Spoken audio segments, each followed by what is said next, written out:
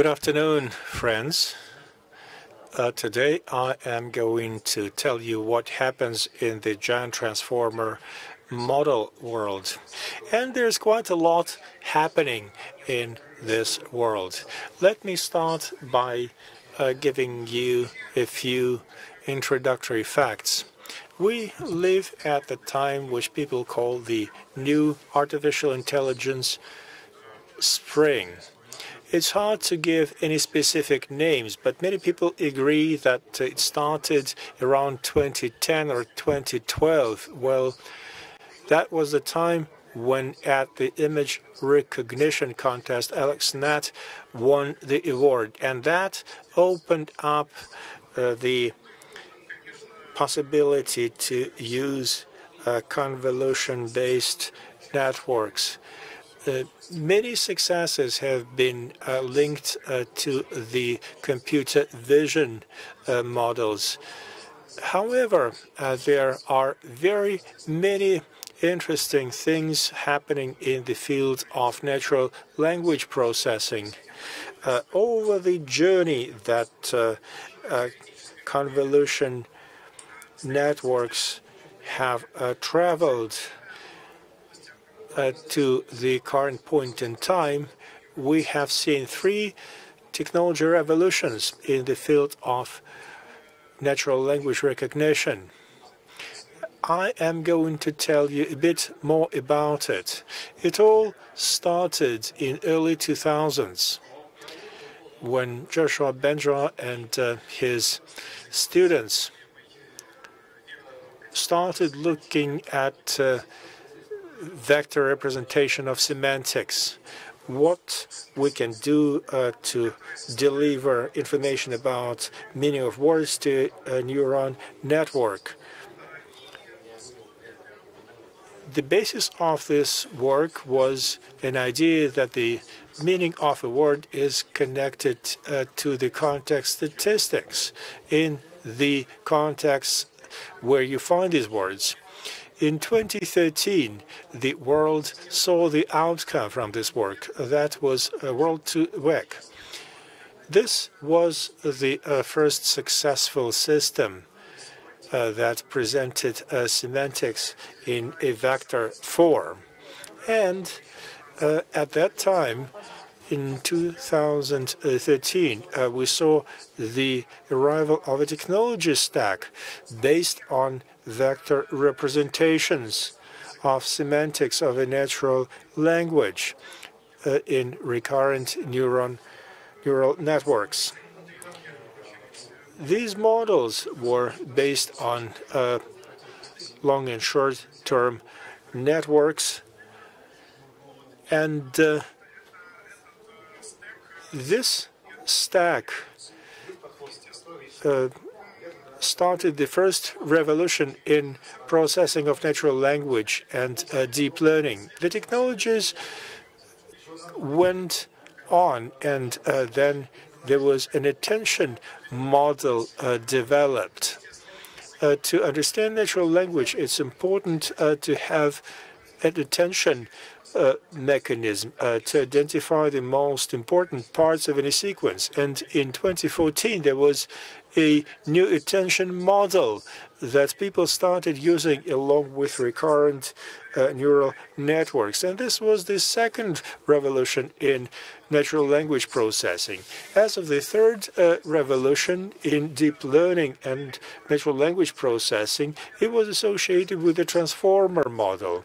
The attention model was quite self-sufficient. It could be used without a recurrent neural networks, and attention blocks can be used to build an independent standalone architecture. A building block for that architecture is an attention block.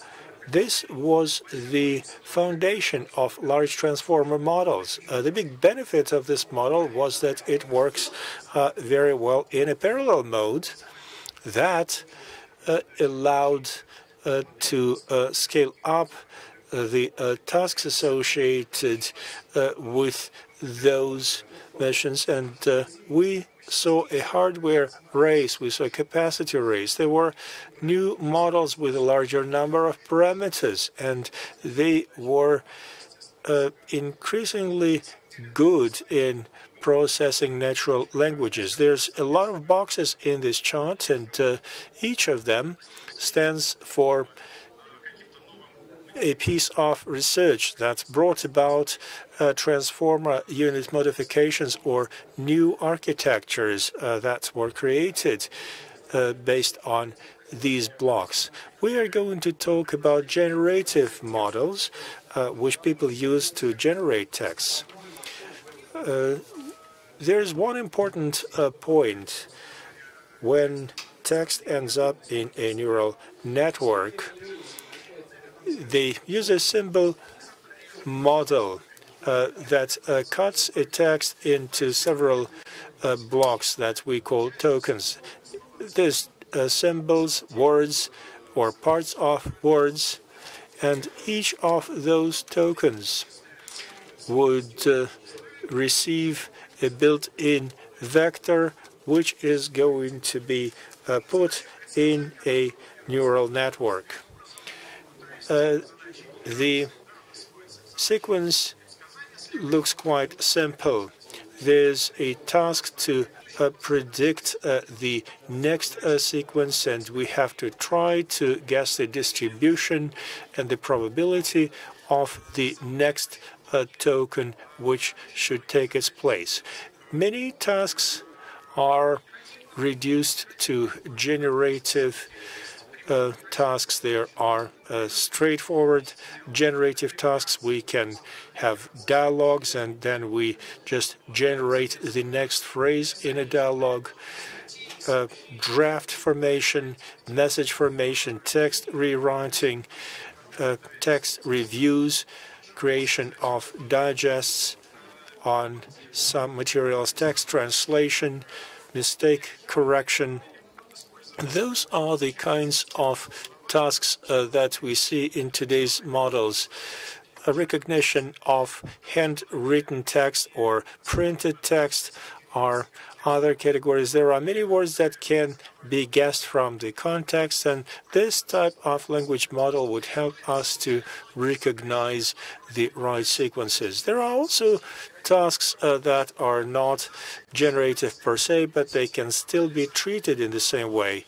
That is what happens when you look at various analytical tasks. When you have to find a response to some statement, you would do it based on these algorithms. When we process natural language, we essentially generate text. At SberDevices, we have a lot of use for generative models. We mark data sets. If you have a heavyweight transformer model which cannot be used in production, you can still use it to mark big volumes of data, and then you can train another smaller model that can be put in production. We have a lot of dialogue systems. We have prototypes for solutions that are designed for direct application of generative models, like summarizing news, creation of stories that would look like they have been created by a specific author. What's important is that one way or another we end up with texts. That is the nature of natural language. When people talk, when people convey information, they use text. That's why language is so good to describe so many different things. I can give an example. If you look at music, it's also a kind of text that is written in a different language, or software code that is also a text in a different language. Generative models can successfully generate text and anything that looks like a text. Let me offer you an example of work of a transformer model that generates music.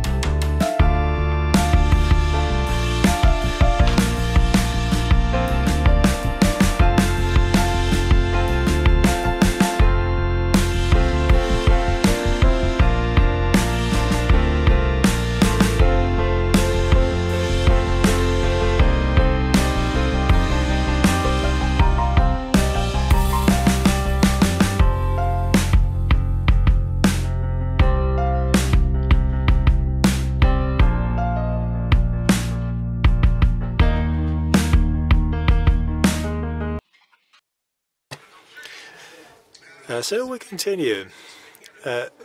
Here you can see some examples of generative dialogue models. They can really sound like an interesting partner. I know that there are other presentations that will deal with this subject, and in the remaining few minutes that I have, I'm going to talk about the model that created a lot of fuss lately. GPT-3, that is Generative Pre-trained Transformer. That's what it stands for. This model was created by OpenAI Lab. Why it created so much noise? The model was trained in 8 different ways, and the biggest one was 185 billion, which was the biggest models, and the processing capacity that was needed was tremendous. This model was trained using 600 billion tokens. Most of them had the length of 5 symbols, words or parts of words. A lot of websites have been scanned, a lot of literature, a lot of text from Wikipedia, mostly English language. 93% of texts were in English, and the remaining 7% of texts were in all other languages. That is not a big contribution, but the model still can successfully handle the tasks of machine translation. Not quite as good as SOTA models, but we have a model that has received good training, and now it can address more than one task associated with natural language. It can do quite a number of things. This model can generate dialogues, and those dialogues are quite meaningful, much better than anything we have seen before. That's nice. We have a huge pre-trained model. Now we have to decide how we can apply it. We have done very thorough training, and now there are 3 philosophies of using it. We can either complete the training of this model to be able to address our unique specific tasks, but then again, you are going to have a very strong demand for compute capacity. But then cloud solutions like SberCloud offers an answer to that. What if you do not have this capacity, or you are not prepared to spend too much on that?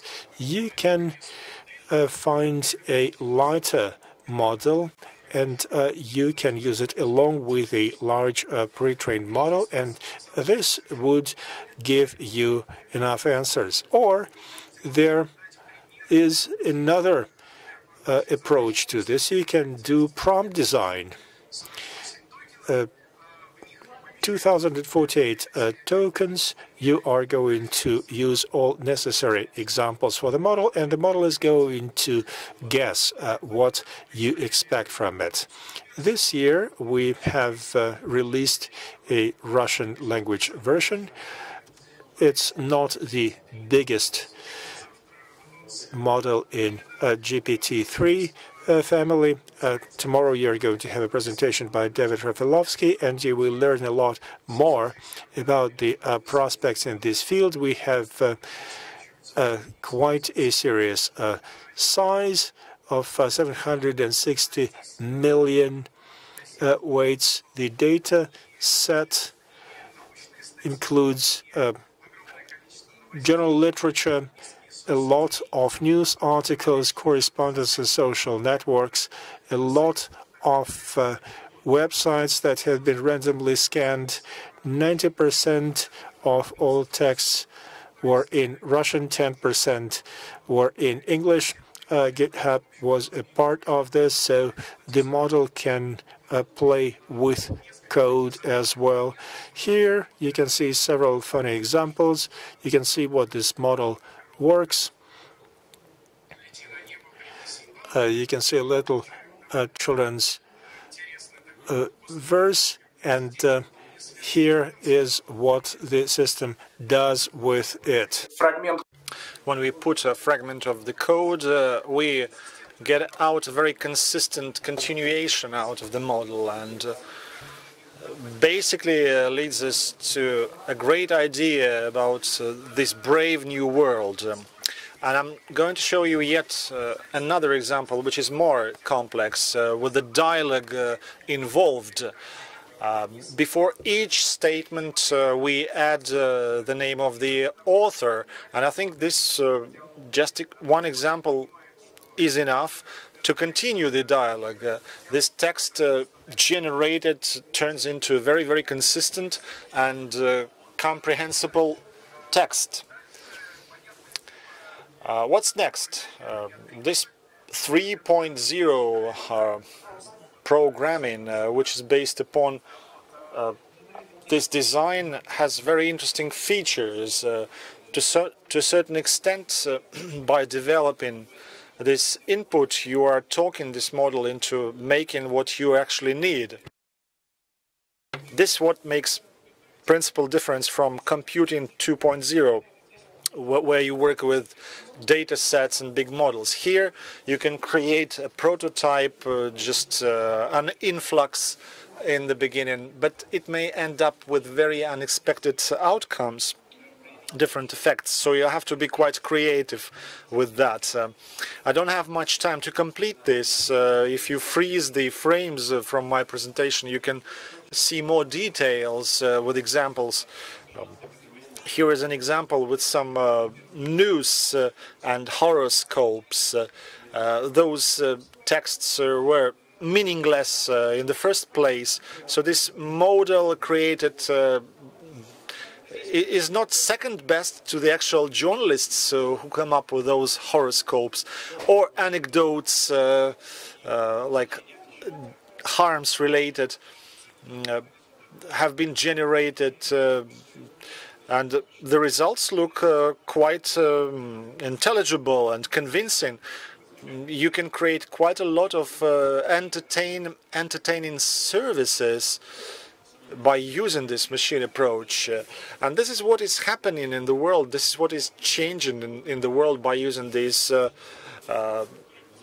special 3.0 software design, where we have prototypes based upon deep learning.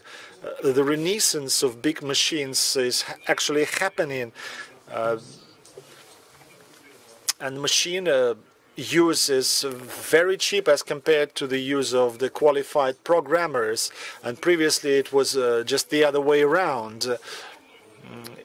In actual fact, we are on the new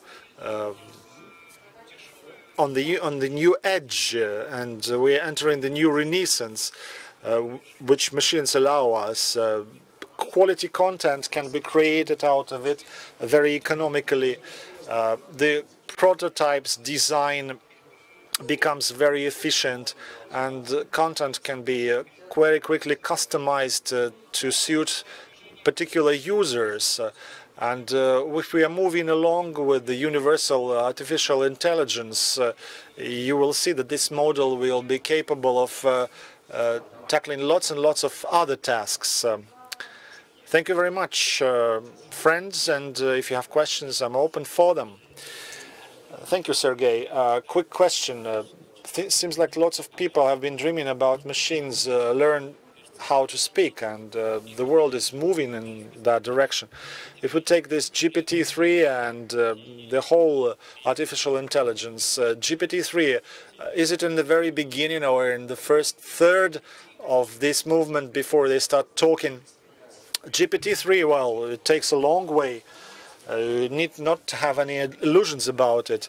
But you see, when a person who is not prepared, well, this model may be very, very misleading. if you're not an expert and if you don't know that you'll be talking to a machine, you may be thinking that you are having a conversation with a human being. But in actual fact, it's very, very different from the Turing test, a successful pass. Although people claim that these Turing tests have been passed a long time ago. Seems like these problems do arise when you come up with more intellectual queries, because in that Turing test you do not just have a chat, you use your natural language and you come up with those different intellectual tasks. And the Turing test, where the human is needed to try and help the judge find the truth. So if you come up with this message, here are the 100 numbers, please sort them out as they go lower. You just need to do it honestly. But this model, which is great for talking, will be sending you replies. No, thank you, I don't want it, etc., etc.